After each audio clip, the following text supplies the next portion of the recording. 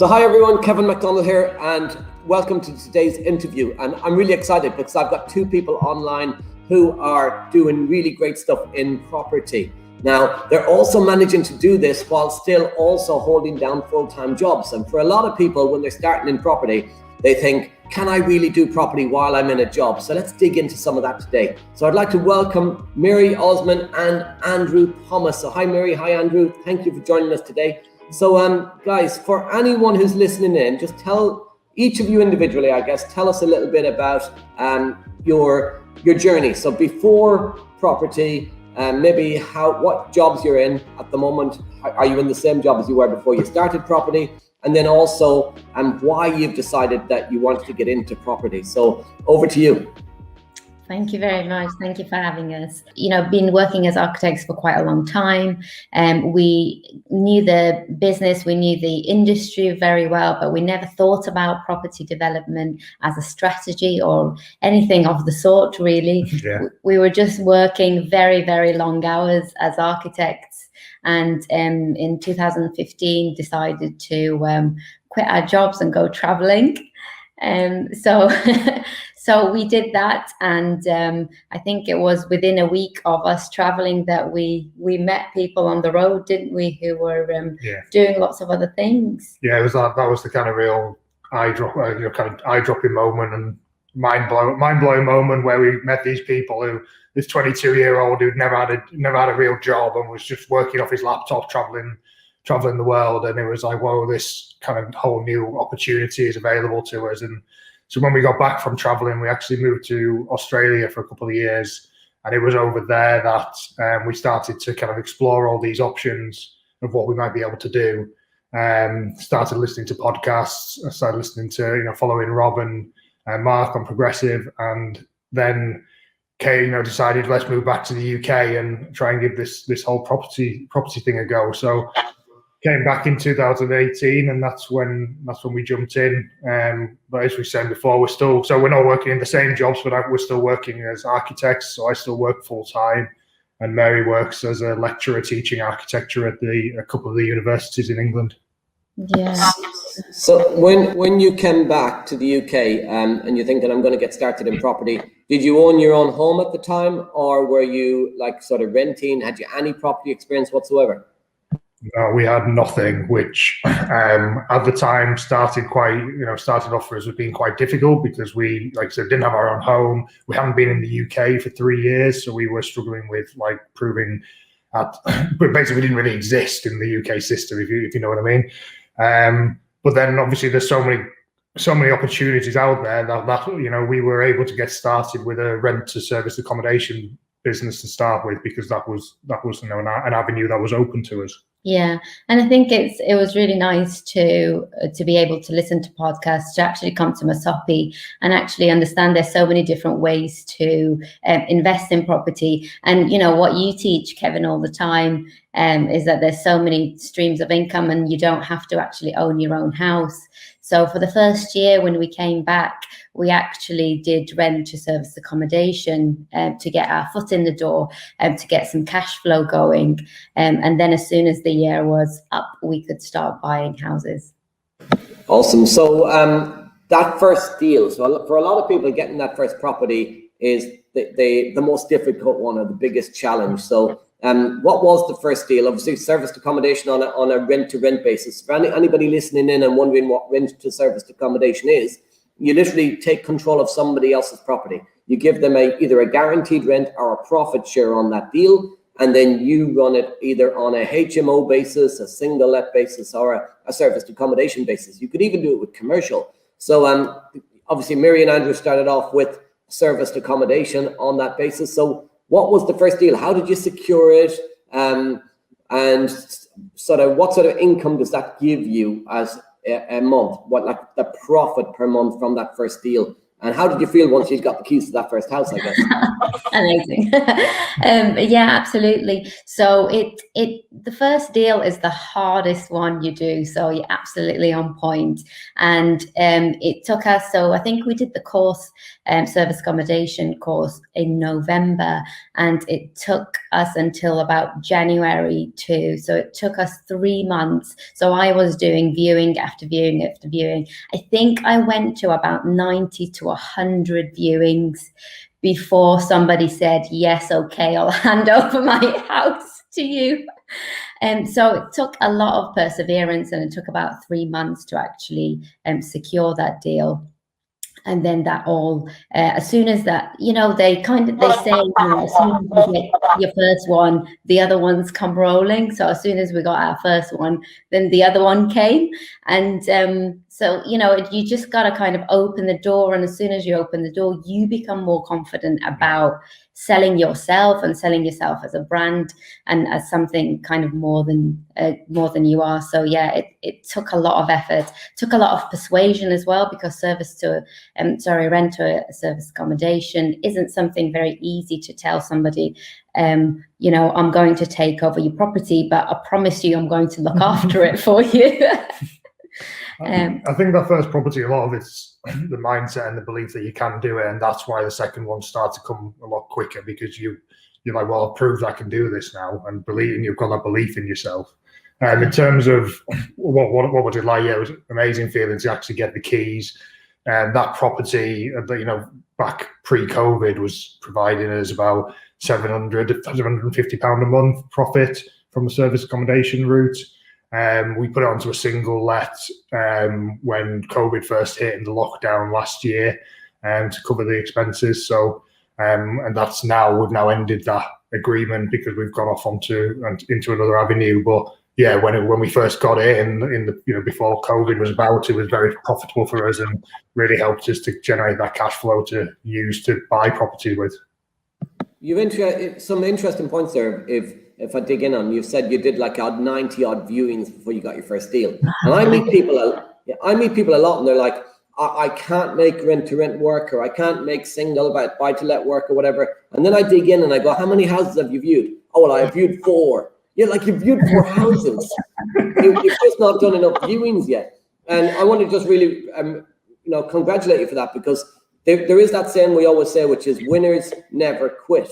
Quitters never win. Winners never quit. And to keep going and to have that belief, that mindset to go for 90 odd viewings. And you clearly have a strong why. You clearly had the belief and the drive, even though the belief goes up when you get the first deal. So what is your driver? What's your sort of why? Is it more travel? What is it that made you keep going to get that key? Because trust me, a lot of people would quit before 90 viewings. And the only way you fail is when you quit. Yeah, I think we've got just a few ways really. The main one is travel for us, isn't it? To be able to kind of support ourselves with property and be independent of the location we are. Another thing that we're really strong believers of, because we're both architects, is just designing great spaces. We're in love with designing great spaces. And, designing these spaces for people to live in. And that's why we started to buy our own properties as well, is because we believe in great spaces and doing well for the England market, who doesn't have enough properties and enough houses, and to bring run-down houses and make them absolutely beautiful and stunning for people to live in. I think that's a great thing to do. Yeah. One of my mottos is where there's a will, there's a way. And she proved with the 90 inch. She's definitely got the will. I would have known you were an architect even if you hadn't told me, because you're living in the Amazon. I mean, this is Mary's child. This is yeah. So just now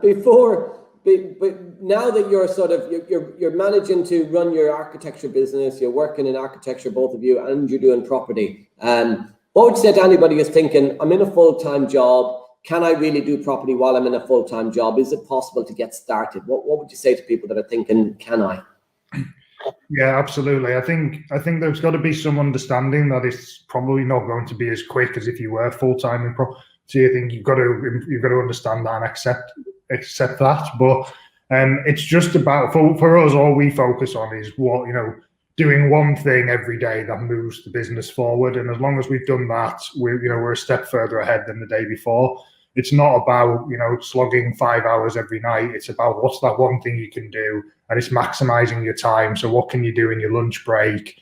Can you be more effective with your day job so that you can free up more time to phone a estate agent in your break on your lunchtime? Just whatever you can do, just squeezing something in and just setting the bar low, that one thing every day. If you do 3 things, then great, but just one thing every day, that's going to mean that you're one step further ahead than the day before. That's amazing, because that's exactly what I did in 2013 and 14. I stayed in my job. I did things on my lunch break, before I started work, a little bit after work, and I did one thing every day. So that is such valuable advice for anybody listening to this. Is quite often people get overwhelmed with too much to do. So over the last, you started sort of 20. When did you attend your first event at Progressive? What date was that? It was towards the end of 2018, wasn't yeah, it? September 2018 it would have been. Yeah. Right, so and then you did the service to. So you did the service to accommodation training. Have you done any other training then as well? We've done the JV, the joint venture one as well. Yeah, and we came down to Shaz's tax day as well, just before the COVID lockdown happened. So yeah, and then we got mentorships for doing. So we moved on from after we were very comfortable with service accommodation, and it got a bit more systemized with us. We wanted to buy property, and it was a year after we'd returned to England, so we had proof of, tax and everything like that, an income. So we started to look at HMO as a strategy and started to buy houses to do up, and that's when we got mentorship as well. Okay, so then. What you started off with the rent-to-rent basis. Now you're doing joint ventures and buying. Very similar journey to me. I did a rent-to-rent to start, then I started buying using joint ventures and private finance. So that was 2018 when you came and did your first event. We're now sort of almost 3 years on. So what does the property business look like now in terms of is it HMO specifically now? And then I guess what's that longer term plan as well? So what's next for you? So yeah, we kind of skipped the buy-to-let, so to speak, and went into the HMO stuff. Being architects, we needed something that was a bit juicier than some paint on the walls and some new carpets. So we jumped into the HMOs. So that's our prime business now. And the future is going up into the bigger stuff, going into development and things like that. We're trying to look at getting into commercial conversions into flats and things like that. So that's the long-term goal for the next couple of years. Yeah, absolutely. And I think once you get into the property world, so many doors, once you have that first deal, whether it's buying or renting, once that door opens up and you get into the communities and you get to the world of property, people are so supportive and so many doors open up to you. We've been so kind of busy not only buying our properties, getting investment, but also so many people have approached us about doing their designs for the properties because, they see us doing really great interior design and stuff like that. We've started doing consultation off the back of it, but for the property community, because it's just a great, close network community of people supporting each other. So actually so many doors have opened and, the world of properties really opened up for us. It's that thing of multiple streams of property income. So I opened up a letting agency, so I manage the portfolio in-house. I meet a lot of people, they're mortgage brokers, they're accountants, like architects. You almost have a separate business that you can create cash flow from to support the community, which is really powerful. And a lot of people miss that opportunity. So again, really key lesson for anyone listening to this is what skill set can you use to also create an income that's linked to property?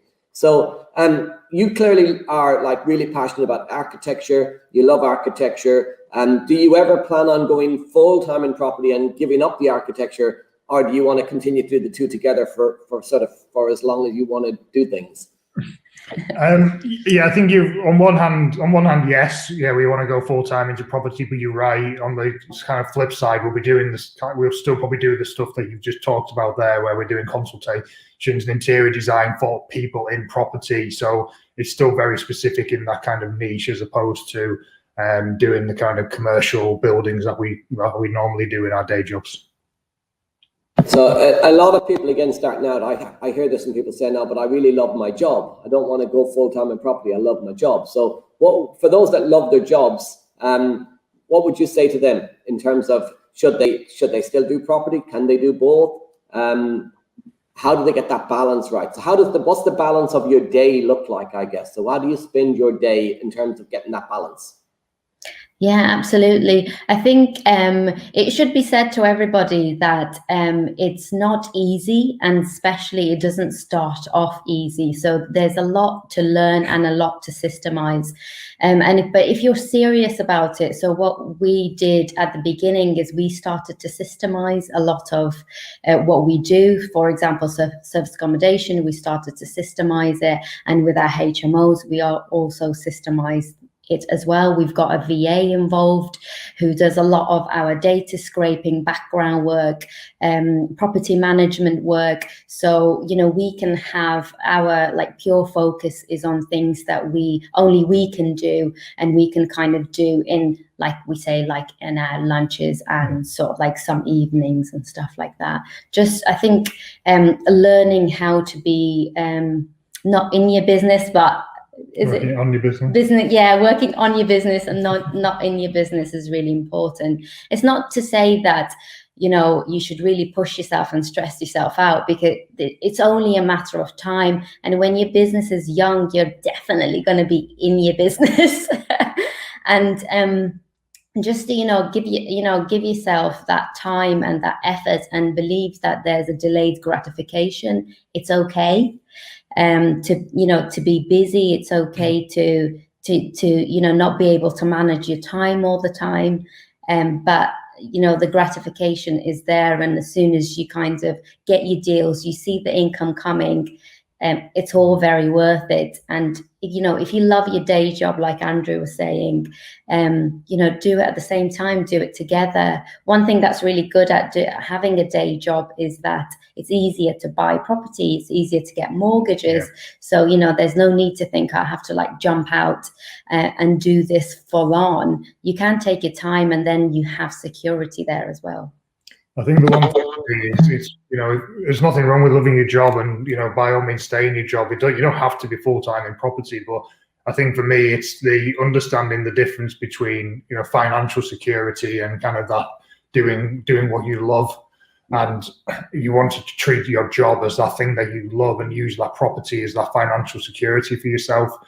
You want to be able to create money no matter what, without having you to be there with your time. So I'd still encourage anybody to get into property and build that secondary source of income, or multiple sources of income to support them, and so that their job is just something that they can enjoy and not have to worry about the roof over their head, or putting food on the table for their kids. I think you pretty much answered my two questions, which one was, you said it wasn't easy, but was it worth it? And you went, but it's definitely worth it. And then it was like, why should people do it, even if it's it's about creating that long-term security? So I guess my next question is, how did these training help you? So you mentioned that you got the tax training, the joint venture raising training, the service accommodation training. How important was the education to you? And do you think you'd have, and the mentorship obviously, do you think you'd have got to where you've got to without that sort of knowledge and support that you've had? No, I don't think so. We're advocates of training. We believe that you need to be kind of specific. You need to go in knowing what you want. And we wanted to do essays. We went and got trained on essay.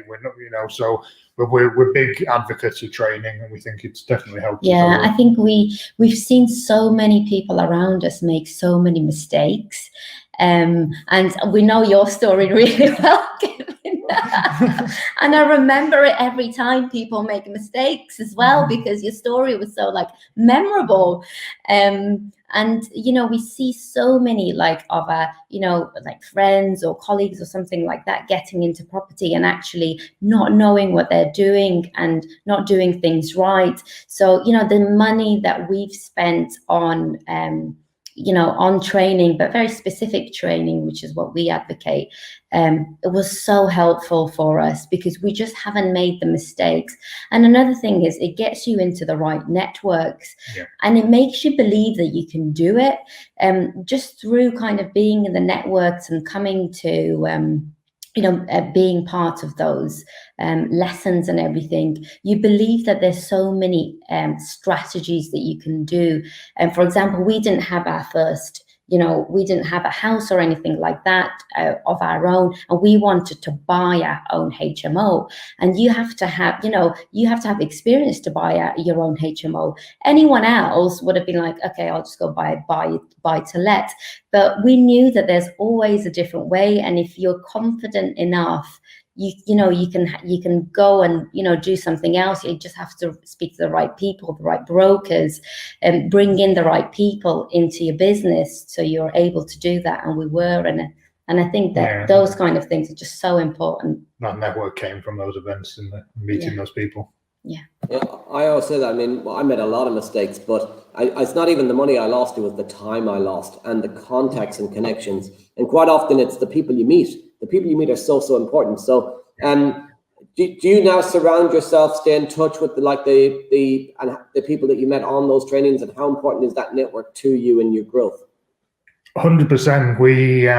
We've got a guy that we met at MSOPI in September who's looking to invest in us. So don't underestimate who you meet, where you meet them, and you know, it can take time. That's been, you know, over 2 years. Well, you know, the relationship's been getting built there, and they're an investor themselves, but they've got SaaS capital that they can't use all of it themselves, so they want to look to invest in other people. So, you know, don't underestimate who you're meeting, and keep building those relationships. And we've got a great couple that we're fantastic friends with that we actually met at a PPN event, and you know, we're going forward and doing commercial work with them. Yeah.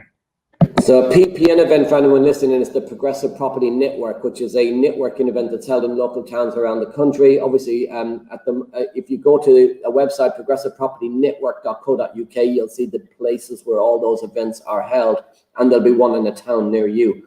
Get to those events, network with people, because as I say, you found out, guys, and we would have said this from the first time we met you at a Multiple Streams event, is the money's in the room. And when we say this to people, they often go, yeah, right, sure. But the money is actually in the room. It's your network. So absolutely. So final thoughts. I know you've got stuff to do, and you've took some great time out to come and share your journey with us, which is really inspiring. Final thoughts for anybody listening in, guys. So what would you say to them if they were? What's the one thing they should do, or what's the most important thing that you would give as a tip to people who are thinking to get started in property, or maybe even get restarted in property if they've attempted it before and maybe got stuck? Do you want to start?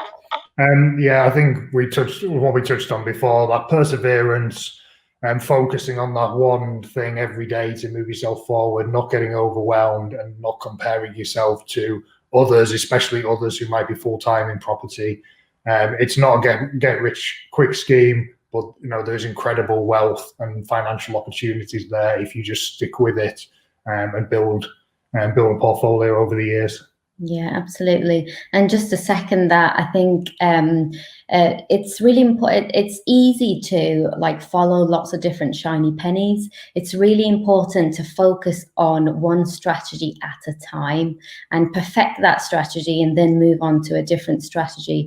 We started to move a lot faster when we actually realized that and did it, rather than kind of focusing or getting distracted by lots of different things. So have one focus at a time and take action. Like whatever you do, just take that action. Yeah. Don't worry if you don't have business cards, it doesn't matter. Go to that networking event.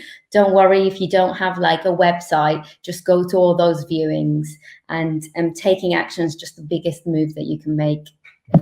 That's awesome. Thank you guys for coming on. Obviously, the last couple of years, your journey has been amazing. Watching your progress, and I'll be keeping a close eye on your progress over the coming years as well as you grow in your business. So really appreciate the time coming on here. Thank you very much. And everyone, you got to watch out for these two because they're going big places in property. Speak soon. Thank you. Thanks, Kevin.